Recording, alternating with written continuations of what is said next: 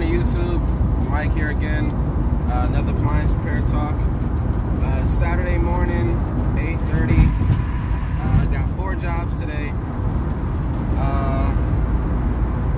They're all one is a new job, 3 installs. Dryer not advancing through cycles. That's the first call I'm headed to. Saturday mornings, I tend to I only do 8 to 12 on Saturday mornings, but I try to tend to not start as early as 8 sometimes, give myself a little, oh, it's the weekend, but I try to start early, be done early. Second job is an install bake element. Third job is an install suspension kit for Maytag Bravos. And last job is a ice maker install for a Whirlpool fridge, bottom ice maker, the D78249, ends in Q. Guys that do appliance repair, you know. Today what I wanted to talk about was nothing too major. I'm trying to just change it up a little bit, but I've been getting some questions about just playing off of the last video about what was that, the last video? But one of the videos about appliance. No, that was the third one. Schools. As you know, if you've looked up appliance repair on YouTube, you've already probably came across, you know, one of the Cornerstone Appliance, the Chris Stokes video. Wanted to touch on some of that in this video, but really it's just the inexperienced techs versus the experienced techs when it comes to starting an appliance repair business.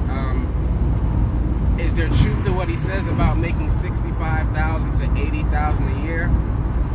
Yes and no. And here's my experience with that.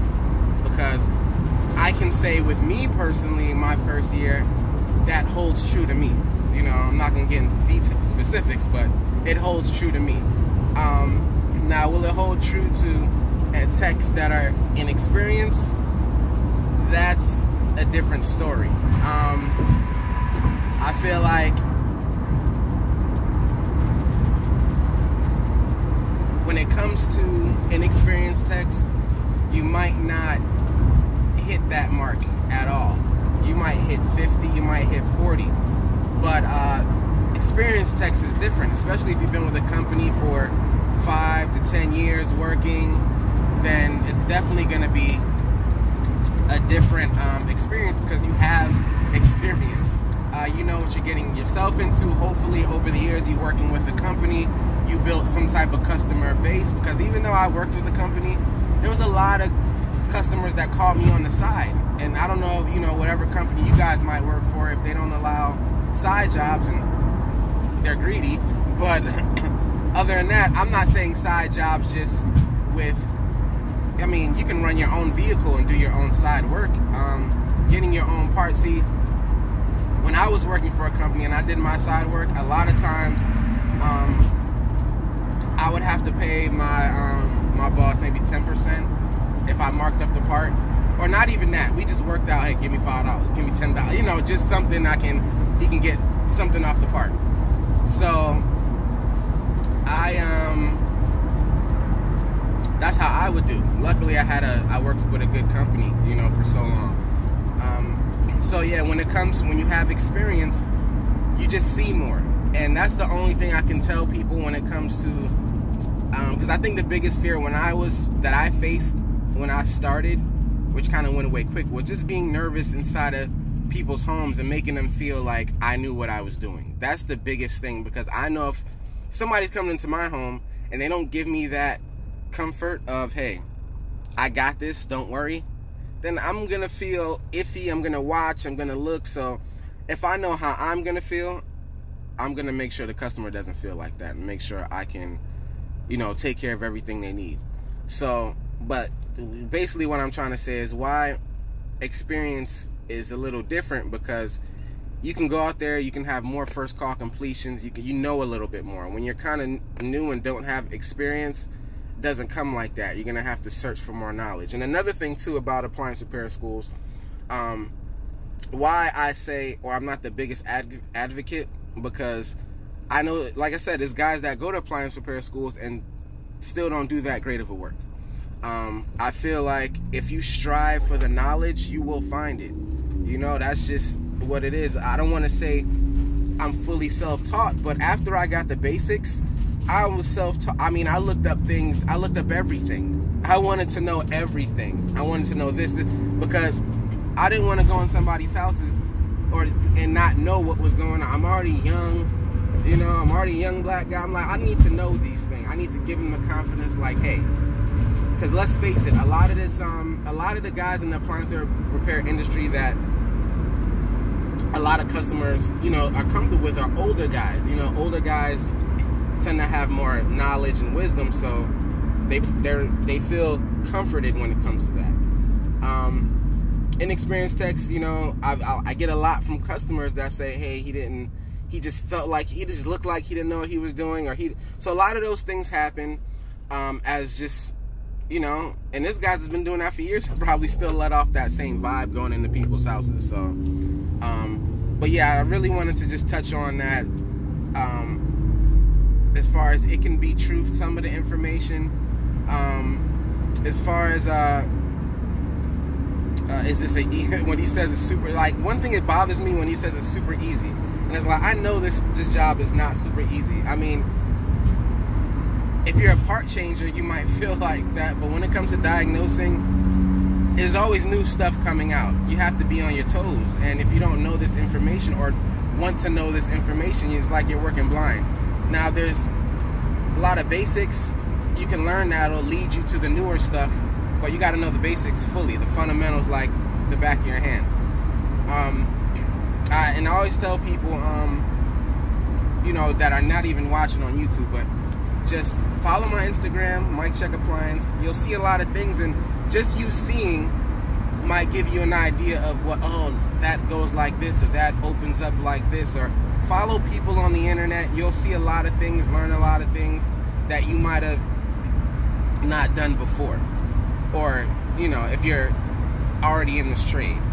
So I can't tell you, like I said, I've learned a lot of things just over the past 3 years, just being on work. I think when I started my own business, it pushed me into a further immersion into the appliance repair field, as far as I gotta, you know everything about everything. I mean, there's so much knowledge, you can't really consume everything, especially where you live. A lot of times there's certain appliances that you don't see. You know, there's a lot of appliances I know about that you just don't see around here. You know, there's like Crosley, there's Bloomberg, there's a lot of overseas appliances that made it to America that's just not in this area. So wherever you're at, you have to just make sure you know what you're doing and when you're doing it. Another thing too is that when it comes to the experience of a technician, that, you know, the pricing, a lot of people maybe go off the Blue Book. Me, I don't even own the Blue Book. Now maybe I should, but I was taught through a company about pricing, and, you know, with your service call, with your labor, how much you should expect. That's why I put with people, you know, $125, $150 a call, depending on the call. That's depends, because if I'm doing a dryer and all I need is a lid switch, I might make $90, $95 on that job. I'm not out here to rob people. You know, I'm out here to be fair. So, and the more fair you are, the more business you get. Like, there's no way for me to explain it. The better work you do, the more you make customers feel good, the more work you will get. That's just a natural given. They like you, they're gonna pass that card on. I mean, I get a lot of word of mouth, and I'm thankful for that because of just being a nice person, you know. I mean, I put up a post yesterday on my Mike Check Appliance Instagram, and a lot of techs follow me, and I follow a lot of techs. I really appreciate the love, and I try to show the same amount of love back. But there was one guy, I don't know if he watches me, but it's Ben's Appliance Repair, and he said something about you know, with the roaches. And now when I put that picture up, I told myself, I'm like, nobody's gonna notice that. I mean, if you're appliance repair tech, you can spot where now there weren't any active roaches in there, but you could tell that's where they used to. The fridge maybe not cooled for a while, and then they lived in there, and then, you know, it's behind the back cover. So they had a defrost issue. I got there, it was two little old ladies in a like a 55+ year development community. So it's all old people in the community, and you have to make a decision. You know, do you want to leave it like that, or do you want to help the people? Now, if it was any worse than what it was, I don't know what I would have done, but, you know, in my mind, I'm like, I can't leave these ladies without a fridge. So let me just help them out real quick. So that comes from inexperience, experience. You got to know what you're getting yourself into, and then not regret that later. Because when I put the picture up and I was done, he saw, you know, when it comes with experience, you know, a lot of guys might have looked and disliked and just maybe would have saw it too, but he pointed it out, and I appreciate that, because, you know, it made me answer him and say, usually he's 100% right, because if it's unclean and you don't work on it. You know, you got to be comfortable in your workspace. But two, you got to use your own discretion. You know, I mean, that's just the point I'm trying to make. You have to make sacrifices and do things you don't want to do sometimes. But I don't want to veer too off the topic, but it was just mainly about the inexperience and the experience when starting a company. My personal opinion, work for somebody if you can. Some people say 2 years. Me, I would say 5 years. I mean, only because, especially now, I mean, the guys who are getting into it now, if you are starting school, maybe that'll help you work on the older stuff. But if you're starting and you're working and you're seeing a vast array of newer things compared to older things, the best thing I can tell you is, because there's so much, it's just like me making a video about my truck stop. It's so vast because I have things that are older and newer, because I work on a vast array of things. Now, I guess the best way to explain it, when I was working for a company and they only did warranty for stores, they kept a lot of newer things, because warranties work tends to be things that are within 5 years. Let's say 5 to 10 years if they extend it or anything like that. So you're working fairly newer things. But if you're doing home warranty, or you're doing just, you know, COD calls and stuff like that, you might run into a lot of older stuff. I mean, I'm talking about 10, 15 years old stuff that you've probably never seen before. And you're gonna be like, what am I? As long as you know the basics of how things work or how that appliance works, you should be fine. Only problem I see with people, or people should have if they know the basics, is the disassembly. If you don't know how to take things apart, and then you don't want to look stupid in front of a customer if you don't know how to take things apart. I understand that. But, you know, that's comes with experience, and that only comes with time. You know, like I said, I don't want to say I got lucky, but I just chose the path that I liked, and that was the appliance repair. Once I got into it, it was like, okay, you know, I get to go different places every day, see new things, see new people, see the challenges of, you know, and I still say this almost every video, the challenges I go through sometimes, like when it comes to customers or warranty work. And I will be doing a video shortly featuring my office manager, my office girl, and she's gonna explain a lot of the side of dealing with customers and customer service. I really want to touch on that, because not a lot of people have touched on that, because that will make or break you. Not just learning how to fix things, that's only half the battle. You have marketing, you have customer service. Those things are important. I can't tell you how many houses I go to and people said, oh man, I mean, I had a repeat customer. This was Thursday. The last time I was there was last year, September. So she wasn't working. She started this year working for me. So January 1st, and it's Thursday. She's like, Mike, where'd you find that office girl? She's very, very nice.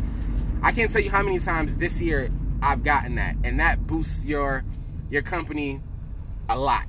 A lot. Once customer, if they already like you, that's good. But if they like, it's just the whole experience with calling in, and I mean, you're definitely gonna get more work. You're gonna definitely keep that customer for life. And then if you go out there and fix it, oh man, it's over. You got them. So that's why I said experience. I know that. I knew coming in, I needed, the first year I did it on my own, really. Picking up the calls, working and picking up the calls at the same time, it just wasn't working for me. So I had to make that adjustment. Like I said, I'm gonna make a video with her.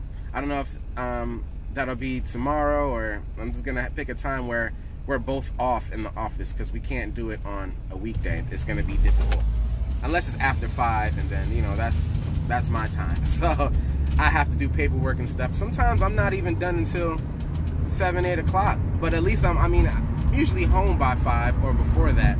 But sometimes just looking up parts, finding the best prices, fast as I can get them, or just stuff like that. So that's what I want to say. Inexperienced versus experienced. I recommend you get some experience working with a company. I wouldn't recommend you just jumping out here by yourself on your own and just learning it. That's a recipe for disaster. Work under somebody, shadow somebody, something, or if you're getting a lot of appliances, as far as buying and selling them, that's the best way I would say too. If you're not going to work from anybody, get some type of feel for the appliances and go from there.